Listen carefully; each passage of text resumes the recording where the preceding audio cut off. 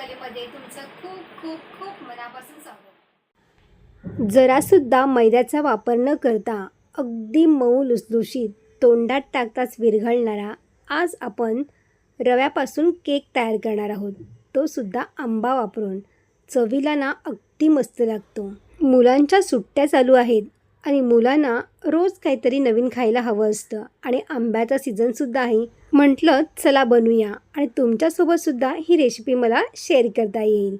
चला मग कमी साहित्यामध्ये झटपट तयार होणारा हा रव्याचा केक कसा करायचा ते बघूया. सुरुवातीला आपल्याला रव्याचं बॅटर तयार करून घ्यायचं आहे. त्यासाठी इथे मी 1 वाटी जाड रवा घेतलेला आहे.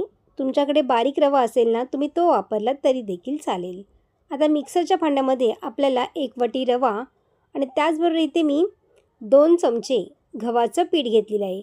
गव्हाचं पीठ आपण 2 चमचे घेणार आहोत. मैदा इथे वापरलेला नाही आहे. अर्धी वाटी इथे मी साखर घातलेली आहे. त्याचबरोबर अर्धा चमचा आपल्याला याच्यामध्ये मीठ घालायचं आहे. मीठ या केकमध्ये आवर्जून घालायचं आहे, त्यामुळे टेस्ट ना खूप छान येते. आता आपण याला मिक्सरमधून फिरवून छान याची पावडर तयार करून घ्यायची आहे. तर एका बाउलमध्ये इथे मी काढून घेतलेली आहे. आता त्याच बाउलमध्ये आपल्याला आंब्याचा रससुद्धा घालायचा आहे. तर इथे मी एका आंब्याचा रस करून घेतलेला आहे बघा. तर इथे माझ्याकडे हापूस आंबा होता. आंब्याचा इथे मी पल्प काढून घेतलेला आहे. सगळा रस आपल्या याच्यामध्ये मिक्स करून घ्यायचा आहे. आता साखरेचं प्रमाण इथे तुम्ही कमी जास्त करू शकता. आंबा जर तुमचा खूप जास्त चवीला गोड असेल ना तर साखरेचं प्रमाण तुम्ही इथे थोडं कमी केलं ना तरी देखील चालेल. तर सगळं इथे मिक्स करून घ्यायचं आहे.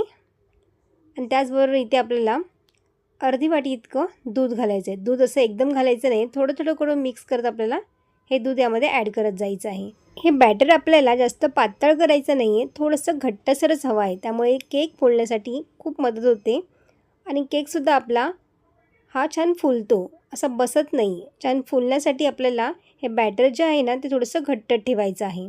तर थोडंसं दूध मी आणखीन याच्यामध्ये ॲड केलेलं आहे आणि व्यवस्थित ह्याला असं मिक्स केलेलं आहे बघा.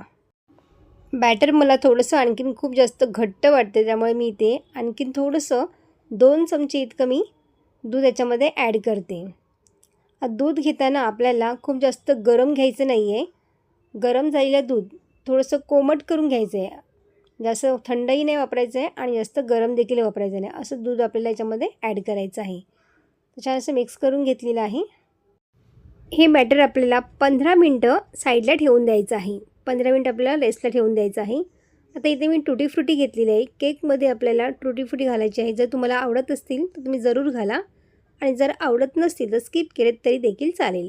आता यामध्ये मी थोडंसं गव्हाचं पीठ घालते. गव्हाच्या पिठाचा फायदा असा होतो की आपण ही टुटी फ्रुटी केकमध्ये घातल्यानंतर ते तळाशी बसत नाहीत. त्यामुळे थोडंसं मिक्स करून घेतलेलं आहे. आता आपली इथे 15 मिनटं झालेली आहेत. आपण जे टुटी फ्रुटी तयार केले होते ते यामध्ये घालायचे आहेत. आणि त्याचबरोबर इथे मी 3 चमचे तूप गरम करून घेतलेलं आहे. गरम करून फक्त वितळून घ्यायचं आहे. गरम अजिबात घालायचं नाही यामध्ये. थोडंसं मेल्ट करून आपल्याला तूप घालायचं आहे 3 चमचे. त्याचबरोबर आपल्याला अर्धा छोटा चमचा इथे मी सोडा घेतलेला आहे. अर्धा छोटा चमचा इथे मी बेकिंग पावडर घेतलेली आहे. बेकिंग सोडा अर्धा चमचा आणि बेकिंग पावडर आपल्याला 1 चमचा घालायचा आहे. बॅटर हलक्या हाताने छान असं मिक्स करून घ्यायचं आहे. अजिबात ह्याला जास्त फास्ट करायचं नाही आहे. आपल्याला हलक्या हाताने फक्त ह्याला मिक्स करून घ्यायचं आहे. आणि बेकिंग सोडा आणि बेकिंग पावडर घालण्याच्या आधी ज्या भांड्यात तुम्ही केक बेक करणार आहोत ना त्या भांड्याला आपल्याला फ्रीहीट करून घ्यायचे. तर इथे मी कुकरमध्ये करणार आहे. त्यासाठी इथे मी कुकर छान फ्रीहीट करून घेतलेला आहे, म्हणजे आपला केक छान फुलण्यास मदत होते. आणि आज मी केक कुकरमध्ये बेक करणार आहे. त्यासाठी इथे कुकर मी गरम करून घेतलेला आहे. केकच्या ट्रेमध्ये आपल्याला हे बॅटर सगळं घालायचं आहे. थोडंसं ह्याला आपल्याला टॅप करून घ्यायचं आहे, म्हणजे व्यवस्थित असं याच्यामध्ये जर हवा गेली असेल तर ती बाहेर पडेल. कुकरमध्ये आपल्याला ठेवताना हा हळूवार ठेवायचा आहे. कुकर खूप जास्त गरम असतो, त्यामुळे आपल्याला हे प्रोसेस हळूच करायची आहे. आता कुकरमध्ये इथे एखादी जाळी किंवा एखादी वाटी ठेवून द्यायची आहे, म्हणजे तळाशी आपला हा केक लागणार नाही. तर साधारण इथे 20 मिनटं झालेली आहेत. 10 मिनटासाठी इथे मी गॅस फास्ट म्हणजे मीडियम करून ठेवला होता आणि 10 मिनटं एकदम स्लो गॅसवरती याला मी बेक करून घेतली आहे. तर तुम्ही इथे बघू शकता बघा, छान आपला केक इथे बेक झालेला आहे.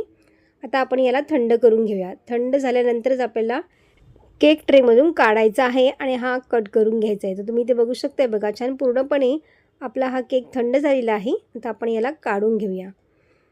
तर तुम्ही ते बघू शकता, थोडंसं टॅप करून घेतलेलं आहे म्हणजे अलगद हा निघतो आहे बघा. अजिबात ही आपल्या ट्रेला हा लागलेला नाही आहे आणि मस्त एकदम स्पॉन्जी आणि एकदम जाळीदार झालेला आहे बघा. आतपर्यंत किती सुंदर जाळी आलेली आहे बघा. मस्त झालेला आहे आणि हा आपण मँगो केक केला आहे त्यामुळे चवीलासुद्धा खूप मस्त लागतो. आता अशा पद्धतीने मी छोटे छोटे येते पीस मी याचे करून घेते. तुम्हाला व्हिडिओ जर आवडला असेल ना तर ना एक लाईक व्हिडिओला नक्की करा आणि कमेंटमध्ये नक्की सांगा तुम्हाला केक कसा वाटला. आंब्याचा सीझन असल्यावरती माझ्या घरी केक बनणार नाही असं कधी होतच नाही. तर मी दरवर्षीप्रमाणे याही वर्षी हा मँगो केक तयार केलेला आहे आणि तुम्ही ते बघू शकता. माझा कलरसुद्धा काय मस्त आलेला आहे बघा आणि आतपर्यंत जाळीसुद्धा काय मस्त आलेली आहे.